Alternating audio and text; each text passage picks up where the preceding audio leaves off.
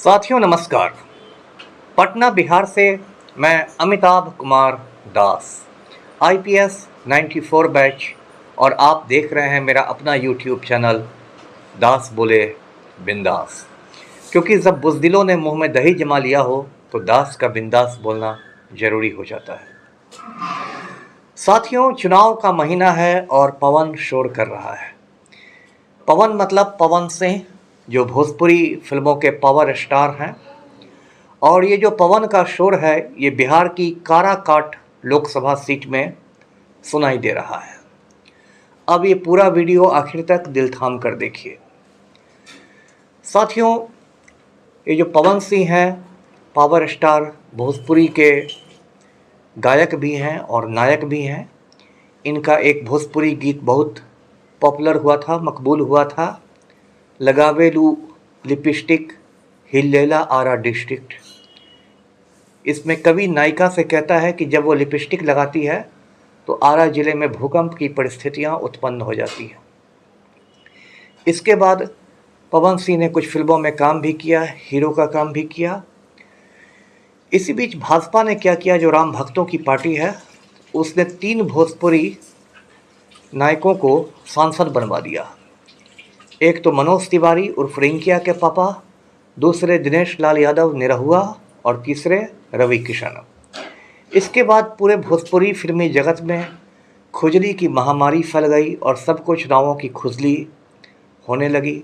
पवन सिंह को भी ये खुजली शुरू हुई तो वो राम भक्त बन गए, भगवा गमछा पहनकर तिलक लगा के राम राज्य लाने के लिए कटिबद्ध हो गए और भाजपा में शामिल हो गए।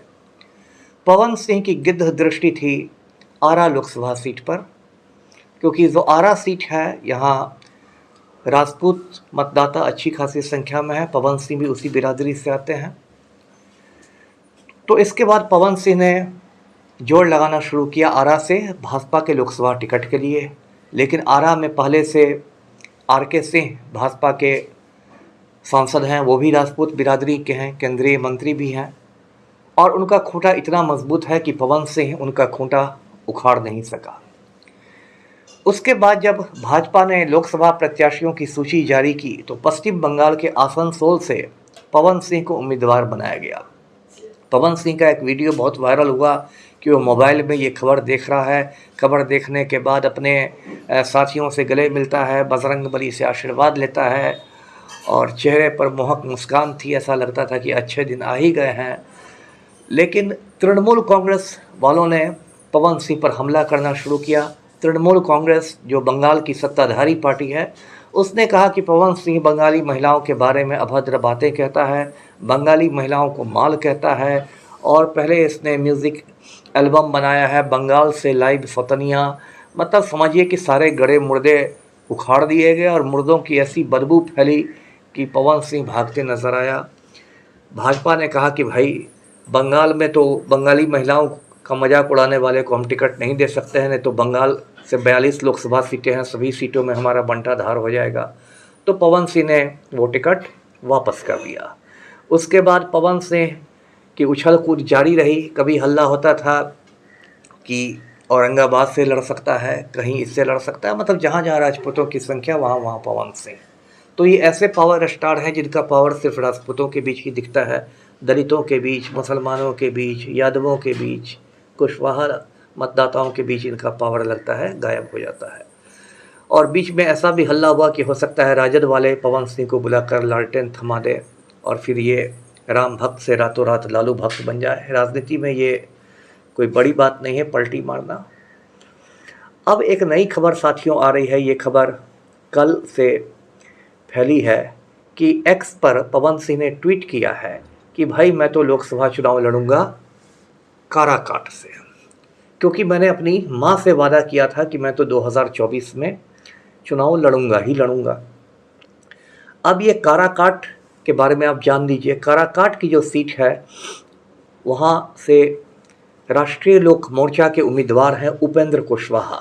राष्ट्रीय लोक मोर्चा जो है वो एनडीए का एक घटक दल है, यानी भाजपा की सहयोगी पार्टी है, और इसलिए वहाँ से भाजपा ने अपना उम्मीदवार नहीं खड़ा किया है। वहाँ उपेंद्र कुशवाहा मैदान में है काराकाट से। उनके खिलाफ जो उम्मीदवार हैं वो CPI-ML के हैं, जिसे हिंदी में भाकपा माले कहते हैं। भाकपा माले के उम्मीदवार हैं राजा राम सिंह। तो भाकपा माले जो है CPI-ML वो इंडिया गठबंधन का एक घटक दल है और इसलिए वहाँ से राजद या कांग्रेस ने प्रत्याशी नहीं खड़ा किए हैं। तो मुख्य मुकाबला था उपेंद्र कुशवाहा और राजा राम सिंह के बीच में। अब पवन सिंह के ऐलान के बाद क्या हो गया है कि वहाँ एक तरह से त्रिकोणीय मुकाबले की स्थितियाँ बन रही है। पवन सिंह यदि चुनाव लड़ेगा भी तो निर्दलीय लड़ेगा, यानी कि भाजपा से बगावत करके लड़ेगा, भाजपा से इस्तीफा दे के लड़ेगा, राम भक्ति का चोला फेंक के लड़ेगा। और काराकाट के बारे में साथियों मैं आपको बताता हूँ, वहाँ सबसे ज़्यादा संख्या में कुशवाहा जाति के लोग हैं, जिसको बोलचाल में कोयरी भी कहते हैं, और 4 लाख या काफ़ी अच्छी खासी उनकी संख्या है। तो ये जो उपेंद्र कुशवाहा हैं और राजा राम सिंह हैं, ये दोनों उसी बिरादरी से आते हैं। और पवन सिंह जो है, जो मैंने आपको बताया, वो राजपूत है। राजपूतों की भी अच्छी खासी तादाद है वहाँ पर काराकाट से। तो पवन सिंह अगर मैदान में उतर जाता है तो उसका जो नुकसान होगा वो मेनली उपेंद्र कुशवाहा को उठाना पड़ेगा, क्योंकि अगर मुकाबला सिर्फ राजा राम सिंह और उपेंद्र कुशवाहा के बीच रहता तो राजपूत लोग ज़्यादातर उपेंद्र कुशवाहा को वोट देते, जैसे समीकरण थे बिहार में। लेकिन पवन सिंह ने वो खेल खराब कर दिया और उपेंद्र कुशवाहा को सरदर्द दे दिया है। वो हो सकता है अभी सरदर्द की गोलियां खा रहे हों और भाजपा आलाकमान से संपर्क में हों, तड़ी पार से फ़ोन करवा रहे हों पवन सिंह को कि पावर स्टार को समझाया बुझाया जाए, मेरा खेल क्यों ख़राब कर रहा है। साथियों, पवन सिंह शुरू से ही विवादित भी रहा है। पवन सिंह के पारिवारिक जीवन का भी अक्सर रायता फैलता रहा है सोशल मीडिया पर और जगह। इसकी पहली पत्नी थी, नीलम सिंह नाम था, उसने शादी के कुछ महीनों के अंदर ही आत्महत्या कर ली, खुदकशी कर ली फंदा लगाकर, और क्या उसकी वजह थी अब तक साफ नहीं हो सका है। फिर पवन सिंह ने दूसरी शादी की, वो ज्योति सिंह से की। ज्योति सिंह से भी बड़े दिनों तक इसका विवाद चलता रहा। आरा कोर्ट में तलाक का मुकदमा चलता रहा। ज्योति सिंह कहती रही मुझे 3 करोड़ रुपए चाहिए, नोएडा में फ्लैट चाहिए। अचानक पवन सिंह ने आनन फानन में समझौता कर लिया और फिर ज्योति सिंह और पवन सिंह बिल्कुल समझिए 2 जिस्म एक जान हो गए और 7 फेरों की बात अब 7 जन्म तक चलने की बात होने लगी। काफ़ी नाटकीय रूप से उस मामले का पटाक्षेप हुआ, इसलिए ऐसा लगता है कि उसके पीछे भी कोई राजनीतिक एजेंडा था। हो सकता है भाजपा आलाकमान ने कहा हो पवन सिंह से कि टिकट लेने के पहले कुछ अपना पारिवारिक मोर्चा देख लो। पवन सिंह कुछ समय तक लिव इन रिलेशनशिप में भी था एक भोजपुरी अभिनेत्री के साथ, उसके बारे में भी किसी ने कहा कि 3 महीने का गर्भ था और क्या था वगैरह वगैरह। मतलब बहुत निम्न स्तर पर सारा विवाद हुआ था। और पवन सिंह और ज्योति सिंह के बीच भी जो विवाद था वो भी बहुत निचले स्तर पर हुआ था। पवन सिंह ने कहा था कि ज्योति सिंह के पेट में गोली का निशान है, ज्योति सिंह ने कहा कि पवन सिंह को अंदरूनी बीमारी है। मतलब सब कुछ चला था उस झगड़े में। तो अब पवन सिंह काराकाट से उतरने जा रहा है। इसमें एक साथ कई चीज़ों की पोल खुल गई है। सबसे बड़ी पोल तो भाजपा की खुली है कि आपके जो भी राम लोग हैं, जो तथाकथित राम भक्त हैं, जो मोदी जी गला फंसा के कहते हैं, जो अमृत काल की बात करते हैं, अच्छे दिन की बात करते हैं, हिंदू राष्ट्र की बात करते हैं, ये सब सिर्फ कुर्सी भक्त हैं, इसमें से कोई राम भक्त नहीं है। और जहां उन्हें आपकी पार्टी से टिकट नहीं मिलता है तो वो बागी हो जाता है। ये सिर्फ पवन सिंह के साथ नहीं हुआ, अभी बिहार में जब अजय निषाद का टिकट भाजपा ने काट दिया मुजफ्फरपुर से तो वो भी उछलकर कांग्रेस में शामिल हो गए और अब मोदी को सबक सिखाने की बात कर रहे हैं। तो इस तरह से भाजपा की कलई खुल गई है कि आप इतनी बड़ी बड़ी बातें करते हैं वंदे मातरम की और क्या क्या, वो सब बातें बिल्कुल खोखली हैं।